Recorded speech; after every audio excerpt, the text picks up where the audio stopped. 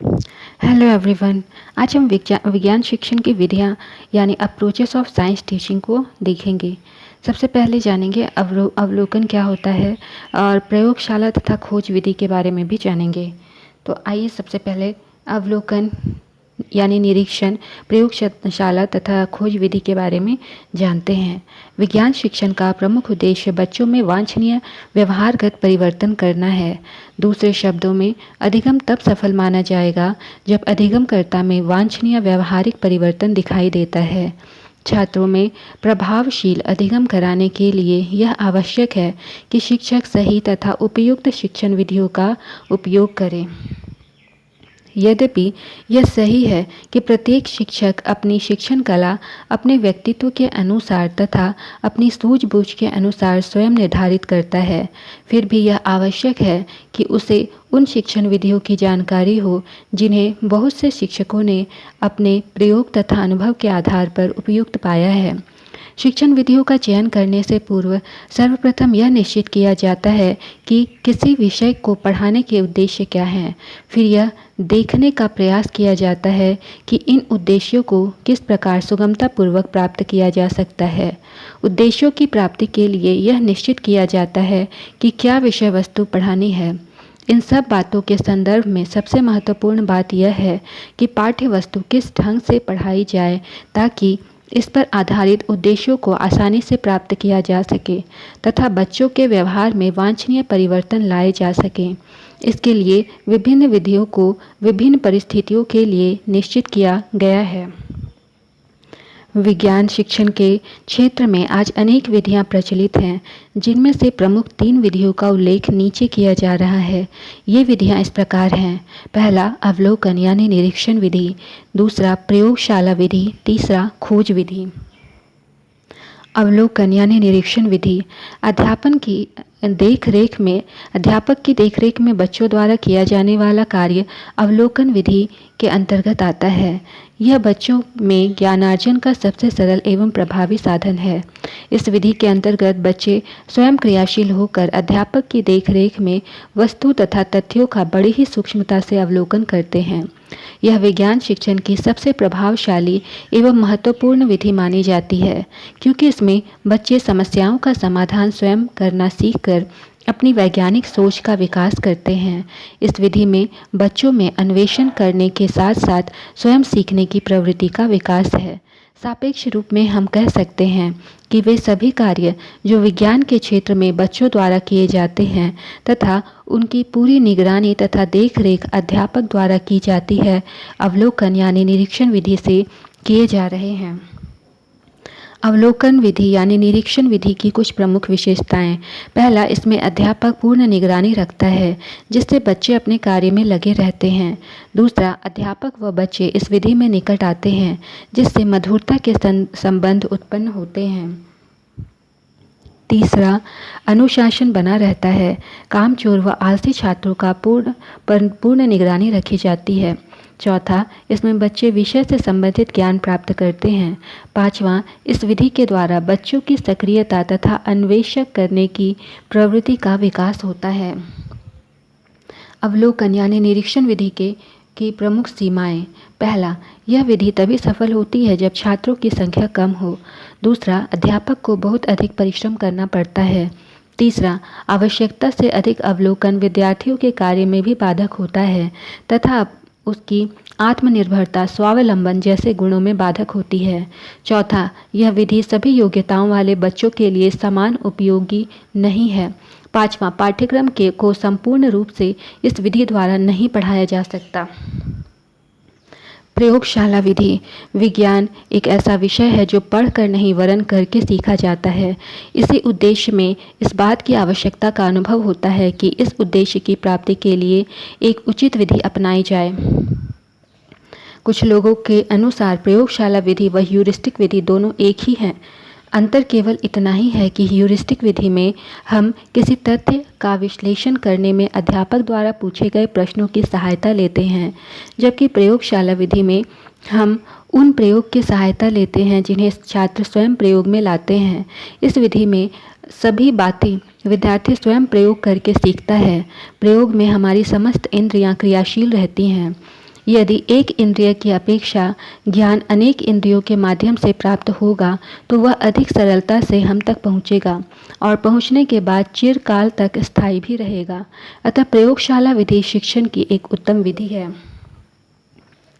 इस विधि में एक अच्छी तरह उपकरणों से लैस एक प्रयोगशाला की आवश्यकता होती है। विज्ञान की प्रयोगशाला में कुछ उपकरणों की आवश्यकता पड़ती है, जैसे सर्वे के यंत्र, भिन्न भिन्न प्रकार की आकृतियों में मॉडल, गोला, बेलन, प्रिज्म, चार्ट, चित्र, गत्ता, शीशा, ड्राइंग बोर्ड, श्यामपट्ट, स्टेंसिल, गणना की मशीन, ग्राफ पेपर इत्यादि। इन विधियों में विद्यार्थी विज्ञान के सिद्धांतों और नियमों की खोज कुछ प्रयोगों द्वारा करते हैं। इस प्रकार प्रयोग के दौरान पूरे समय छात्र क्रियाशील बना रहता है। विज्ञान में पूरी तरह प्रयोगशाला कार्य ही रहता है। यह आवश्यक नहीं है कि सारा कार्य प्रयोगशाला में ही हो। आवश्यकता अनुसार विद्यार्थियों को किसी भी संबंधित स्थल पर ले जाकर उनसे प्रयोग कराए जा सकते हैं। उदाहरणार्थ, किसी पहाड़ की चोटी की ऊंचाई ज्ञात करना, छात्रों द्वारा छोड़े गए रॉकेटों की गति ज्ञात करना, नदी को बिना पार किए उसकी चौड़ाई व गहराई ज्ञात करना, खेल के मैदान में दौड़ के ट्रैक बनाना आदि। प्रयोगशाला विधि का सार यह है कि यहाँ अध्यापक पृष्ठभूमि में ओझल रहता है और समस्याएं स्थूल रूप में सामने प्रस्तुत रहती हैं। कक्षा में पढ़ाते समय वह विद्यार्थी के सम्मुख रहता है। आलंकारिक भाषा में वह कक्षा का कर्णधार है। प्रयोगशाला कार्य में वह छात्र की कठिनाई को दूर करने में सहायता करता है। इस विधि में बालक के मस्तिष्क को पूर्णतः समझना चाहिए तथा तार्किक पहलू की अपेक्षा मनोवैज्ञानिक पहलू को प्रधानता देनी चाहिए। शिक्षण का केंद्र विषय वस्तु या परीक्षा की तैयारी न होकर बालक की आवश्यकता एवं ग्रहण शक्ति होना चाहिए। बालक की रुचि प्रमुख है। हमें अपनी रुचि उन पर लादनी नहीं चाहिए। उपयोगिता में ही बालक की रुचि नहीं होती। वह काम को सरलतापूर्वक करना भी चाहता है, जैसे पहेलियां हल करना। प्रारंभ में बालक यह नहीं समझ पाता कि परिभाषाओं, नियमों, सूत्रों आदि से क्या सूचित होता है तथा उन्हें कैसे प्रयोग में लाया जा सकता है। वह रटने के लिए बाध्य होता है। प्रयोगशाला में उसका कार्य के अनुभव तथा अपनी क्रियाओं से सीधा संबंध होता है। वस्तुओं को अपने हाथ से प्रयोग करने तथा समस्याओं को हल करने में उसे अपनी सफलताओं पर आनंद प्राप्त होता है तथा अपनी रुचि जागृत होती है। प्रयोगशाला विधि यद्यपि विज्ञान में प्रयोगात्मक स्कूल एवं कार्यशाला संबंधी पहलुओं पर अधिक जोर देती है, फिर भी इसका सूक्ष्म विज्ञान से कोई विरोध नहीं है। यहाँ विद्यार्थी स्वयं सामान्यीकरण करता है। प्रोफेसर यंग के अनुसार विचारों का पृथक्करण एवं सामान्यीकरण नींव नहीं है, बल्कि अंतिम उपज है। प्रयोगशाला विधि की कुछ विशेषताएं। पहला, यह विधि अल्प आयु के बालकों के लिए बहुत उपयोगी है। दूसरा, इस विधि के प्रयोग से बालक अपनी तीनों ज्ञानेंद्रियों आँख, कान, हाथ का प्रयोग कर स्थायी ज्ञान प्राप्त करता है। तीसरा, इसमें स्थूल से सूक्ष्म की ओर, ज्ञात से अज्ञात की ओर तथा स्वयं करके सीखो शिक्षण सूत्रों का प्रयोग किया जाता है। चौथा, इसमें अध्यापक छात्र संबंध मधुर रहते हैं। पांचवा, यह अन्वेषण करने की प्राकृतिक विधि है। छठा, इस विधि द्वारा शिक्षण के प्रमुख उद्देश्य कौशल को प्राप्त करने में पर्याप्त सहायता मिलती है। सातवां, इसमें विज्ञान के नियमों, सिद्धांतों तथा परिभाषाओं का स्पष्ट ज्ञान प्राप्त करना संभव है। आठवां, छात्रों में निरीक्षण एवं तर्क करने की क्षमता का विकास होता है। नौवां, प्रयोगशाला एवं कक्षा के बाहर भी विज्ञान के प्रयोग एवं अध्ययन के अवसर छात्रों को मिलते हैं। 10वां, मनोवैज्ञानिक दृष्टि से यह विधि अत्यंत उपयोगी है। प्रयोगशाला विधि की प्रमुख सीमाएं। पहला, यह विधि सभी विद्यार्थियों के लिए समान उपयोगी नहीं है, क्योंकि प्रत्येक विद्यार्थी की कार्यक्षमता समान नहीं होती। दूसरा, प्रयोगों के द्वारा विज्ञान के सिद्धांतों की खोज आसान कार्य नहीं है। तीसरा, यह एक बहुत ही धीमी विधि है। निर्धारित पाठ्यक्रम को इसकी सहायता से समय पर पूरा नहीं किया जा सकता। चौथा, प्रत्येक अध्यापक इस विधि का सरलतापूर्वक उपयोग नहीं कर सकता। पांचवा, इस विधि में उपकरण आदि एक अधिक उपकरण आदि पर अधिक व्यय करना पड़ता है, जो कि भारतीय विद्यालयों के लिए संभव नहीं है। छठा, विज्ञान में अनेक ऐसे उप विषय हैं जिनको इस विधि से नहीं पढ़ाया जा सकता। सातवां, यह विधि छोटी कक्षाओं के लिए उपयोगी नहीं है, क्योंकि इस स्तर के विद्यार्थी उपकरणों से सीखने के बजाय खेलना शुरू कर देते हैं। आठवां, विज्ञान के सूक्ष्म विचारों को केवल कक्षा अध्यापक द्वारा ही पढ़ाया जा सकता है। नौवां, इस विधि से छात्रों में नकल की प्रवृत्ति को बढ़ावा मिल सकता है, क्योंकि हर छात्र पर नज़र रखना मुश्किल होता है। खोज विधि, इस विधि को अनेक नाम से परिभाषित किया जाता है, जैसे खोज विधि, अनुसंधान विधि, स्वयं ज्ञान विधि, ह्यूरिस्टिक विधि आदि। इस विधि को प्रोफेसर A.H. आर्मस्ट्रॉन्ग ने जन्म दिया था। सर्वप्रथम इसका प्रयोग विज्ञान शिक्षण में किया गया, परंतु बाद में इसकी उपयोगिता को देखकर इसका प्रयोग अन्य विषयों में भी सफलतापूर्वक किया जाने लगा। जैसा कि इस विधि के नाम से ही स्पष्ट है, यहाँ बालक को अन्वेषक की स्थिति में रख दिया जाता है। ह्यूरिस्टिक शब्द ग्रीक भाषा के ह्यूरिस्को शब्द से निकला है, जिसका अर्थ है मैं मालूम करता हूँ। इस शब्द के पीछे एक अंतर कथा निहित है। आर्किमिडीज ने जब अपने विशिष्ट भार के प्रसिद्ध सिद्धांत को मालूम कर लिया, तब वह सड़क पर चिल्लाया हुआ भागा था, यूरेका यूरेका, अर्थात मैंने मालूम कर लिया, मैंने मालूम कर लिया। इसी कथा के आधार पर अपने आप सीखने की विधि को ह्यूरिस्टिक विधि की संज्ञा दी गई। इस विधि का तात्पर्य बालकों को कम से कम बताने और उन्हें स्वयं अधिक से अधिक खोज कर सत्य को पहचानने के लिए प्रेरित करने से है। इस तथ्य पर हर्बर्ट स्पेंसर भी बल देते हैं। उनका कथन है कि बालकों को जितना कम से कम संभव हो बताया जाए और उनको जितना अधिक से अधिक संभव हो खोजने के लिए प्रोत्साहन किया जाए। इस विधि में बालक को अध्यापक बहुत कम बताता है। अध्यापक केवल बालकों के समक्ष समस्याएं रख देता है, जिनको वह पुस्तकों और यंत्रों की सहायता से स्वयं के प्रयत्नों के द्वारा सरल करते हैं। आवश्यकता पड़ने पर वह शिक्षकों से परामर्श कर सकते हैं। इस प्रणाली में मुख्य बात यह है कि विद्यार्थी का दृष्टिकोण एक खोज करने वाले की तरह होना चाहिए,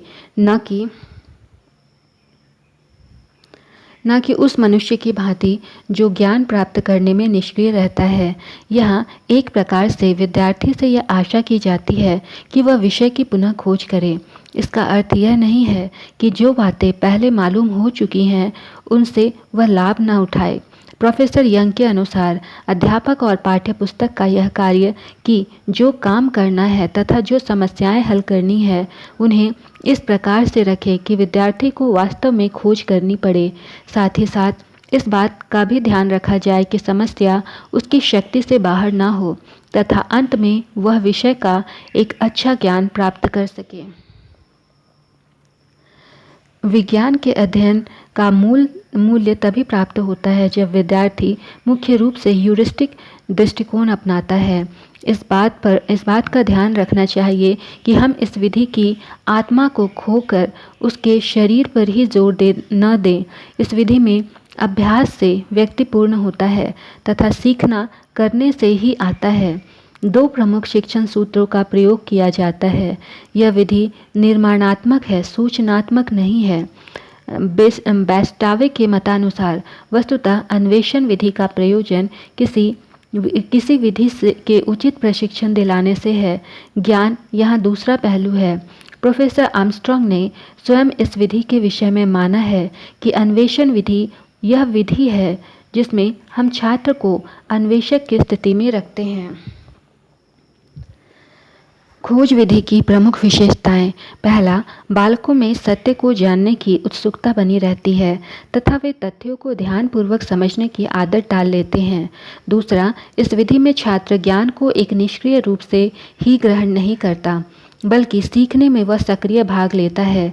सीखने की क्रिया के बारे में ड्यूवी का कहना है, मस्तिष्क एक ब्लॉटिंग पेपर के टुकड़े के समान नहीं है जो किसी द्रव को स्वतः सोखता है और धारण करता है। यह तो एक जीवधारी है जिसे अपने भोजन की खोज करनी पड़ती है तथा जो अपनी वर्तमान अवस्था एवं आवश्यकता के अनुसार चुनता है और छोड़ देता है तथा जितना पचा सकता है उतना ही धारण करता है और उसे अपनी शक्ति के रूप में बदल लेता है। तीसरा, विद्यार्थी तथ्यों एवं प्रमाणों को तर्क वितर्क की कसौटी पर जांचने के बाद ही स्वीकार करते हैं। चौथा, विद्यार्थियों में सही प्रकार से आलोचना करने की क्षमता का विकास होता है। पांचवा, इस विधि द्वारा विद्यार्थियों में आत्मविश्वास, आत्मनिर्भरता एवं वैज्ञानिक दृष्टिकोण का विकास होता है। छठा, विद्यार्थी नवीन ज्ञान की खोज स्वयं करते हैं, अतः ज्ञान स्थायी एवं व्यावहारिक होता है।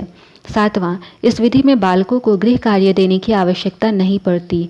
आठवां, अध्यापक को बालकों के गुण तथा अवगुणों को जानने के अवसर मिलते हैं तथा वह उनसे व्यक्तिगत संपर्क स्थापित कर सकता है। नौवां, इस विधि से बालकों में परिश्रम करने की आदत पड़ती है तथा उत्तरदायित्व की भावना का विकास होता है। 10वां, विद्यार्थी सीखने की प्रक्रिया में ऐसी अनेक बातों की सही जानकारी प्राप्त कर लेते हैं जो केवल इसी विधि द्वारा संभव है। खोज विधि की प्रमुख सीमाएं। पहला, इस विधि द्वारा बालकों से मौलिक खोज की आशा की जाती है, परंतु उनका मानसिक विकास उपेक्षित स्तर का नहीं होता कि वे वास्तव में अनुसंधान कर सकें, अतः यह विधि बहुधा असफल रहती है। दूसरा, संपूर्ण पाठ्यक्रम को इस विधि से नहीं पढ़ाया जा सकता। तीसरा, कक्षा में सभी विद्यार्थी समान क्षमता के नहीं होते, अतः इस विधि का प्रयोग वर्तमान कक्षाओं के विद्यार्थियों के लिए संभव नहीं है। चौथा, इस विधि में खोज कम तथा समय की बर्बादी अधिक होती है। पांचवा, अध्यापक के सम्मुख इस विधि द्वारा अनेक कठिनाइयां प्रस्तुत होती हैं। सभी विद्यार्थियों के लिए सामग्री जुटाना कठिन ही नहीं बल्कि असंभव भी है। छठा, यह विधि केवल ऐसी कक्षाओं के लिए ही उपयोगी है जिनमें छात्रों की संख्या कम हो। सातवां, बालक का मस्तिष्क अपरिपक्व होता है, अतः प्रायः वह समस्या का हल नहीं कर पाता। मात्र यह कहना कि स्वयं सोचो तथा अपने दिमाग का इस्तेमाल करो उचित नहीं, क्योंकि हम एक औसत बालक से दूसरा यूक्लिड होने की आशा नहीं कर सकते। खोज विधि के प्रमुख सिद्धांत। पहला, मनोवैज्ञानिक आधार।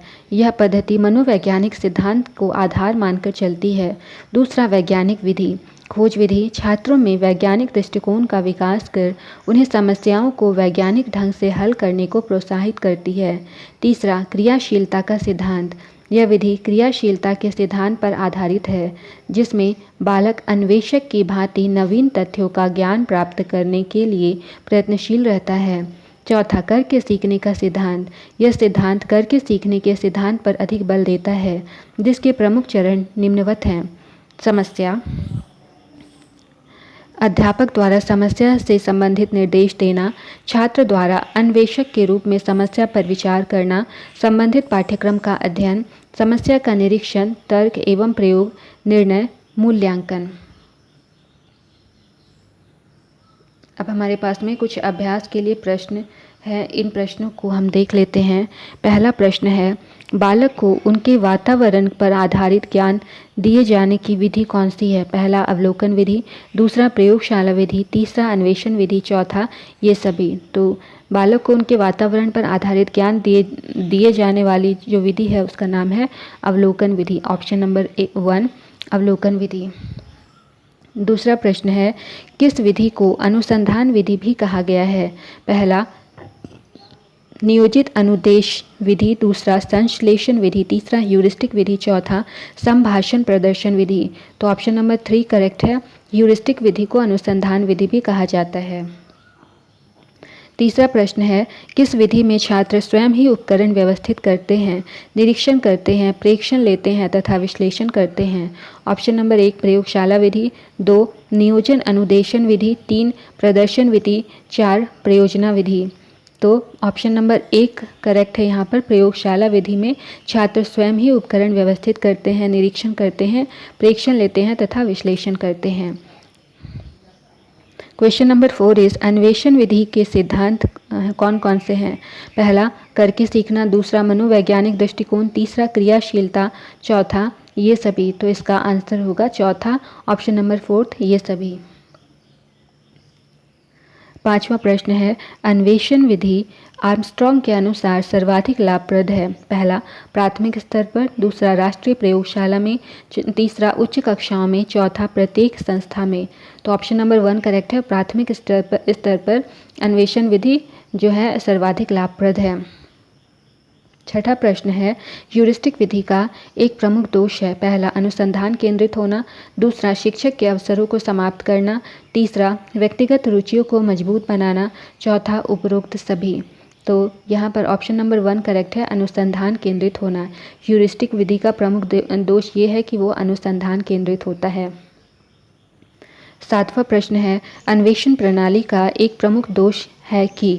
कौन सा दोष है? पहला गृह कार्य बहुत दिया जाता है, दूसरा व्यावहारिक रूप में अत्यधिक खर्चीली है, तीसरा छात्रों में वैज्ञानिक जिज्ञासा पैदा नहीं करती, चौथा अवैज्ञानिक तथा अव्यवहारिक है। तो ऑप्शन नंबर 2 करेक्ट होगा, व्यावहारिक रूप में अत्यधिक खर्चीली है। अन्वेषण प्रणाली का एक प्रमुख दोष यह है कि वह व्यावहारिक रूप में अत्यधिक खर्चीली है। आठवां प्रश्न है, अन्वेषण विधि कार्यविधि का प्रशिक्षण प्रदान करती है, यह कथन किसका है? पहला बेस्ट का, दूसरा ऑप्शन है पायने का, तीसरा ऑप्शन है बेस्टावे का, चौथा ऑप्शन है इनमें से कोई नहीं। तो ऑप्शन नंबर 3 करेक्ट है, ये कथन बेस्टावे का है।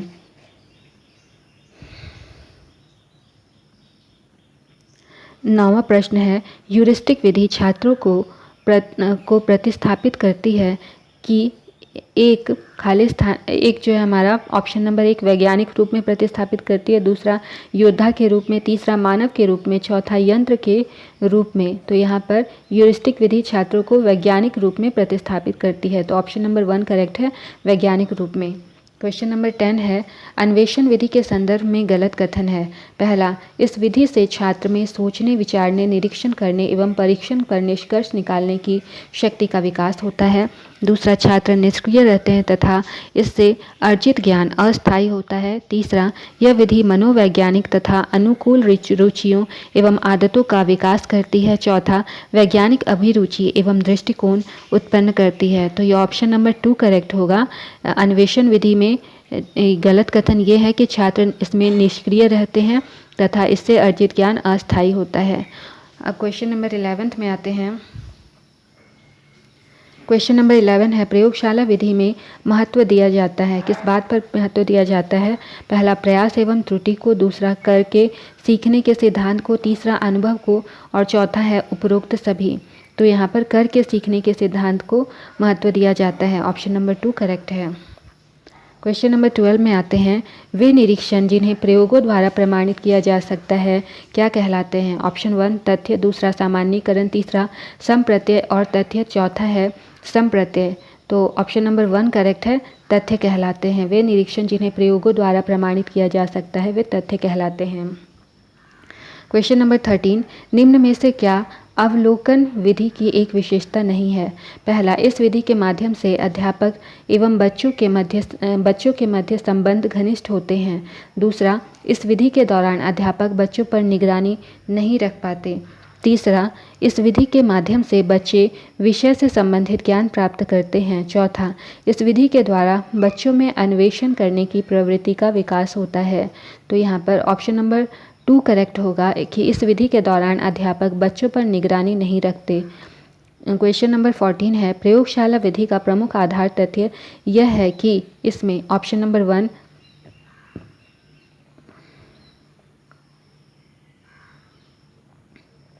ऑप्शन नंबर 1 अध्यापक की पृष्ठभूमि सदृश होती है। 2 समस्याएं स्थूल रूप में सामने प्रस्तुत रहती हैं। तीसरा, अध्यापक की पृष्ठभूमि अदृश्य तथा समस्याएं सदृश रहती हैं। चौथा है उपरोक्त सभी। तो यहाँ पर ऑप्शन नंबर 3 करेक्ट है, अध्यापक की पृष्ठभूमि अदृश्य तथा समस्याएं सदृश रहती हैं।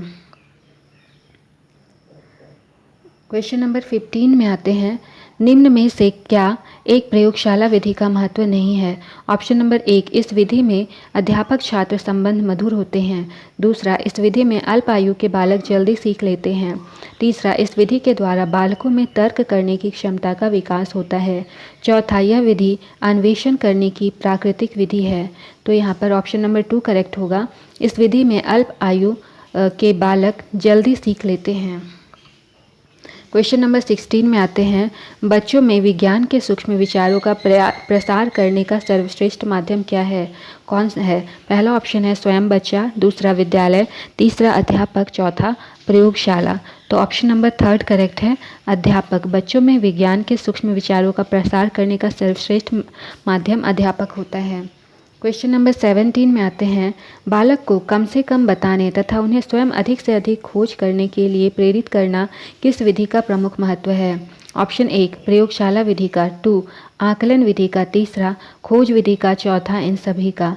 तो क्वेश्चन नंबर 17 का ऑप्शन नंबर 3 करेक्ट है, खोज विधि का। बालक को कम से कम बताने तथा उन्हें स्वयं अधिक से अधिक खोज करने के लिए प्रेरित करना खोज विधि का प्रमुख महत्व है।